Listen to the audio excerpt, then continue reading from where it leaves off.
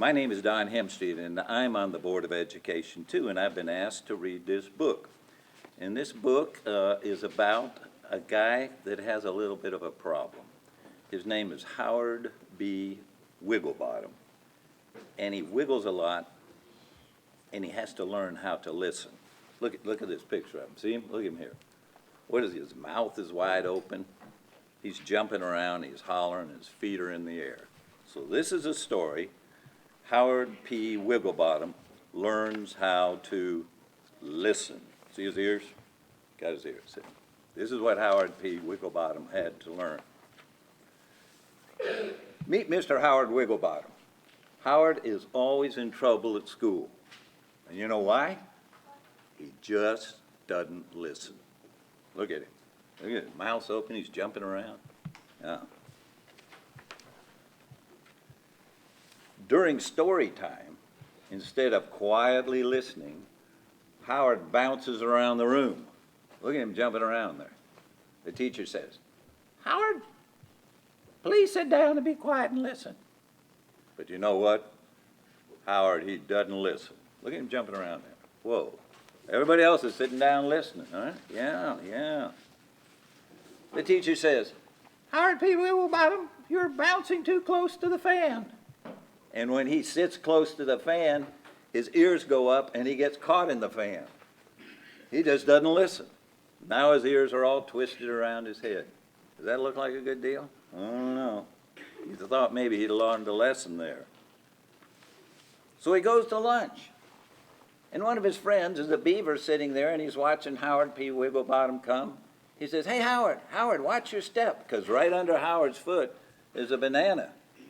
At lunchtime, his friends tried to warn him, but Howard doesn't listen, and he steps on the banana peel, and look at that. Bananas are flying, his carrots are flying, his peas are flying.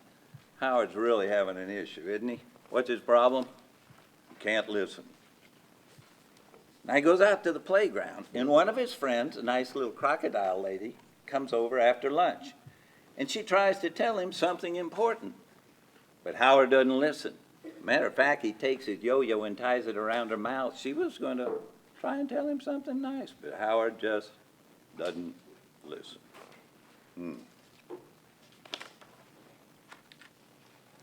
Now on the playground, Howard's teammates try to help him. "Keep your eye on the ball, Howard." Howard doesn't listen. Look what happens. Bonk, the ball hits him right in the eye. He got a black eye now. Look at his ears. He's still not listening. Howard just never listens. Whoa, this is getting bad. In the art room, the teacher reminds the class, "Now, kids, try to keep the paint on your paper." But Howard paints everything else, even paints some of the people there. So the teacher says, "Howard, you need to take some time out." Now look at Howard. He's kind of sitting, look how his ears are. He's kind of droopy there. You know what? Howard feels bad. He feels sad.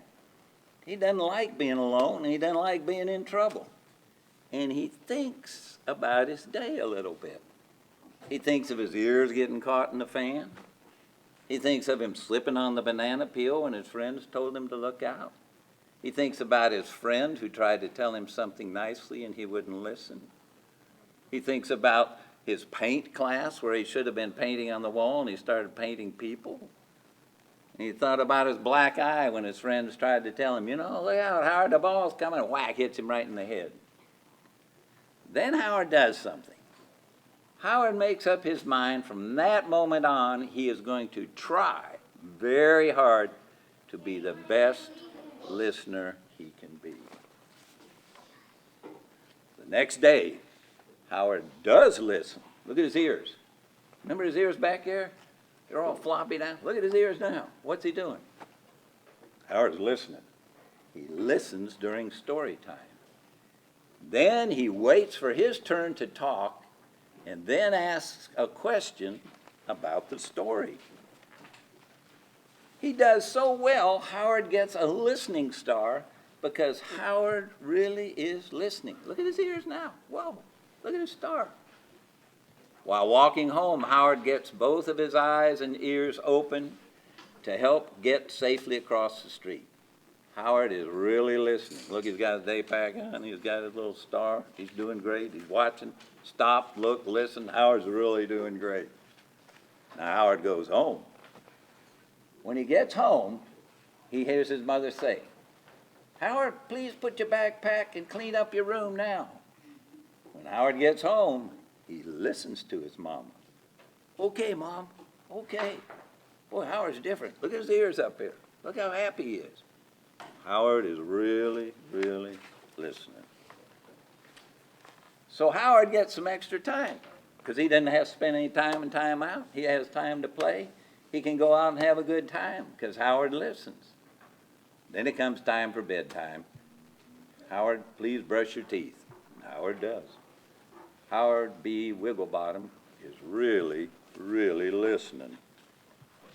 So here it is night. Howard listens almost all of the time, except he's got his binky. He's got his #1 star. He remembers all the good things he's done, and he can go to sleep because Howard P. Wigglebottom has listened. So, what do we learn from Howard P. Wigglebottom? Here he is, look at him. He's got a star, this. He learns to sit quietly. Use both your eyes and your ears to help you listen. Don't interrupt. Wait for your turn to talk. Try your very best to understand the person speaking. Ask questions if you don't understand. Remember the rules and the directions. Pay attention. And that means to be alert and really know what is happening around you. Now, you know, Howard P. Wigglebottom had an issue. And I'm reading this to you. But you know who else needs to listen? Me. I like this story because I'm Howard P. Wigglebottom.